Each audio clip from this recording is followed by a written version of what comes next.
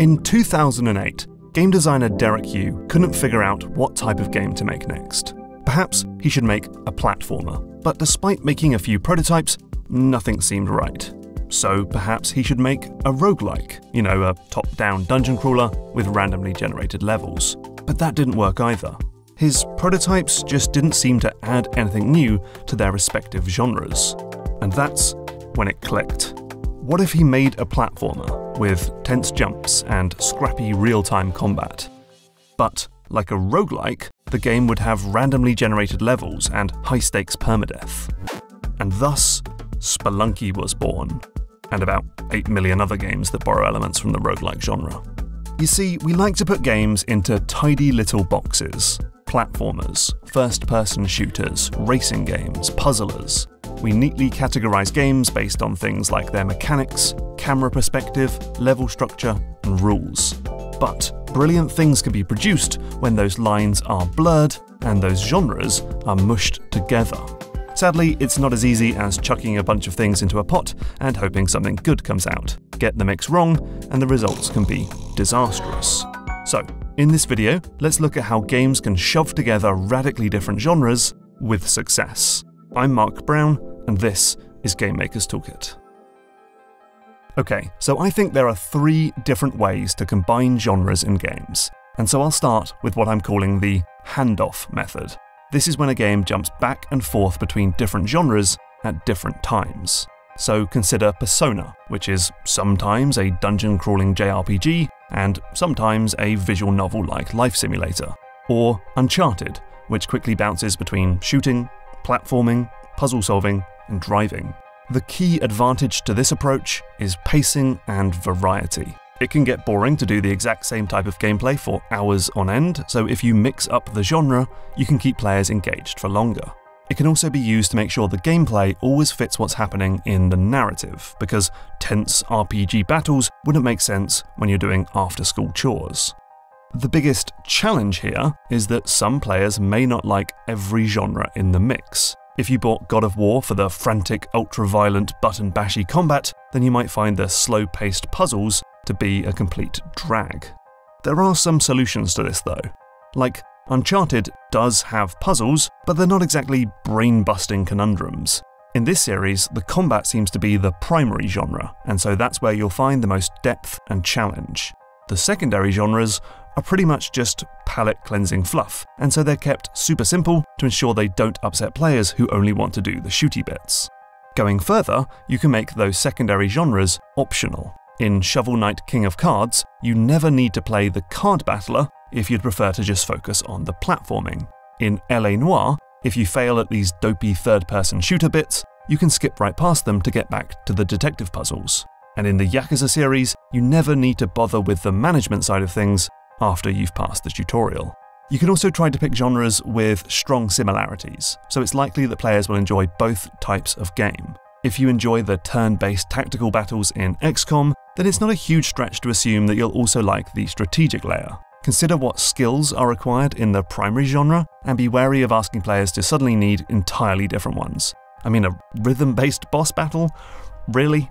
Another challenge is that players may be confused about how they should be approaching the current level.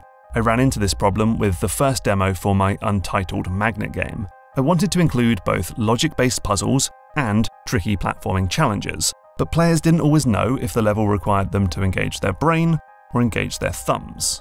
One solution to this problem is to simply communicate this information to the player. In Grapple Dog, there should be no confusion about how to tackle these speedrun time attack stages. I mean, the door has a fast forward icon on it, there's a countdown, Pablo starts in a sprinter's pose, the background is a racing flag, and so on. Another solution is to just change the player's current actions from level to level, or punish the player for using the wrong ones.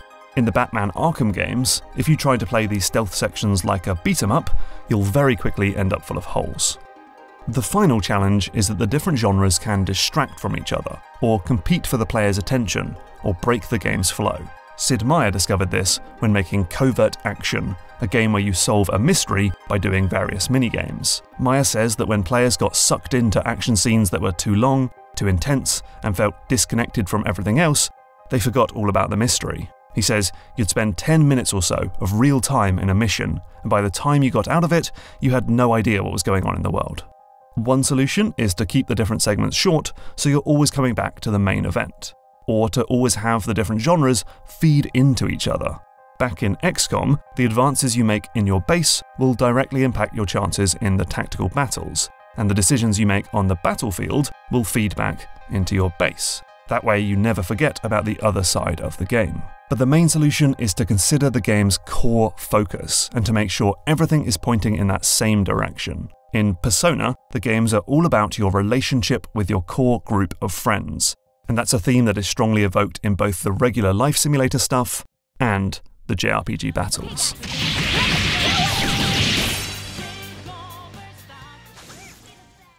Okay, so the second way to combine genres is to use the playstyle method. This is when you can approach a game in multiple ways, using skills and actions that come from different genres of game.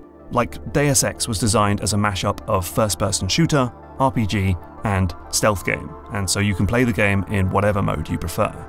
And in Skyrim, you can play with magic spells, swords and shields, bow and arrow, and more. The advantage to this approach is player choice and agency. You get to pick a genre that you like best and play the game in that style. It's also good for variety, as you can jump between different genres when you feel like it, and it gives you a good reason to play through the game multiple times. The challenge is that your game is going to be compared to titles that focus on doing a single thing really well. Deus Ex is brilliant, but the constituent parts just pale in comparison to its contemporaries like Half-Life, Baldur's Gate, and Thief. Designer Warren Spector says if we get judged on the basis of any individual genre, we're doomed, because we're just not going to be as good. So it's important to really communicate the advantages of letting players decide their own playstyle through marketing and in-game messages. Another challenge is that you're almost making multiple games at once, and that means your resources get spread pretty thin. The modern Wolfenstein games are designed to have 3 playstyles, dubbed Mayhem, Tactical, and Stealth. But Machine Games has admitted that it just didn't spend as much time on stealth, leading to annoying gameplay like guards spotting you too easily. In terms of design, another challenge is that when presented with multiple playstyles, a great deal of players will just choose one and stick with it to the end credits, refusing to try anything else. We see this when players quick load back to a previous save file when they get spotted in Dishonored, instead of switching to a more violent playstyle. Designers should be careful not to compound the problem by rewarding the actions made in a playstyle with tools and skills that help that playstyle. Positive feedback loop right there. Instead, try giving general skill points that can be spent on any type of action, or allow the player to respec and try a completely different build. Designers can also give players an incentive to try out different playstyles. In Hades, it can be tempting to stick to a single weapon, but the game provides a reward for swapping to a new one. You can also use the narrative and context to allow for different approaches. Perhaps Dishonored's judgmental chaos system stopped you from killing, but in Deathloop, there's no such system, and the entire world resets every morning. So if your actions aren't going to have lasting consequences, why not try something different? But what you probably don't want to do is force players to choose another playstyle by suddenly making one approach impossible. In Deus Ex Human Revolution, you can play in both lethal and non-lethal ways. That is, until the boss battles, which force you to fight, even if you don't have the skills or items to do so. This was such a bone of contention that the bosses were completely redesigned in the game's director's cut. The solution here is to ensure that each playstyle has a valid and enjoyable route through each and every level. Then, studios need to thoroughly test the game in every possible playstyle to ensure there are no brick walls. Because if you make the promise of play it your way, some players are simply going to feel betrayed if you suddenly make their preferred approach impossible. But I'll never forget this.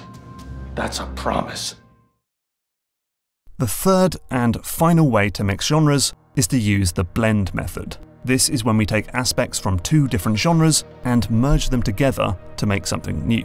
So Portal has cursor-based aiming and a first-person camera borrowed from shooters, and it pairs that with puzzles from, well, puzzle games. Battle Chef Brigade has knockabout combat from a brawler mixed with the puzzles of a match 3 game. Rocket League is FIFA meets Burnout. The advantage to this method is the creation of entirely new games, or perhaps even new genres. And so we get wildly novel and inventive titles like Crypt of the Necrodancer, a rhythm-based roguelike, and 2D and Top D, a puzzle game where you can switch from top-down box shoving to side-on platforming at the press of a button. It can also be used to freshen up dusty old genres by looking outside of current conventions. RPGs typically have clunky turn-based battles, but we've seen role-playing games borrow from brawlers, puzzle games, third-person shooters, bullet hell shmups, and rhythm action titles. A potential problem with this approach is that the two genres may end up just being incompatible. The Metroidvania Chasm is a good example. Perhaps the biggest advantage of a Metroidvania is a richly detailed, handcrafted world map. But Chasm skips that by pairing up with a roguelike, which has the disadvantage of using procedural generation to make worlds that feel quite bland and impersonal. Another example is how the RPG elements added to Assassin's Creed subtly undermined the assassin fantasy by removing instant stealth kills on higher level enemies, or how the loot-based armor system in Marvel's Avengers awkwardly fits with the superhero theme. Did I just upgrade the Hulk's skeleton? So instead, you should use genres that complement each other. Back to Spelunky, Derek Yu liked how platformers were easy to pick up and play, but didn't like how the games relied on players memorizing level layouts. And as for roguelikes, he loved the variety in the random level generation, but didn't like all the cryptic commands and systems. But by combining the two, the positives of one genre managed to actually cancel out the negatives of the other. Derek Yu says nothing was compromised to make something else fit, and each part only boosted the signal of the other parts. You can also look for genres with a lot of similarities, so that they'll gel together more easily. When Yacht Club Games mashed up a roguelike with an action puzzler in Shovel Knight Pocket Dungeon, the studio realised that the two genres have a lot of similarities. They both operate on grids, have simple controls, involve a lot of randomness, feature long runs that start from scratch, and require thinking several moves ahead. It was easy and natural to put them together. So there we have it. You can combine genres by switching back and forth at different times, by letting players choose their own playstyle, or by blending together different genres to make something new. But whatever route you take, there are challenges to overcome. The games in this video show that the problems aren't unsolvable, you just need to be smart about your design. Let me know your favourite genre mashups in the comments down below. Hey, thanks for watching. Did you know that I made a video essay that you can play? Platformer Toolkit, now available on itch.io, is a free game that lets you see what it's like to make your own platformer, giving you access to dozens of sliders, checkboxes, and graphs that drive the main character's movement. Please do check it out.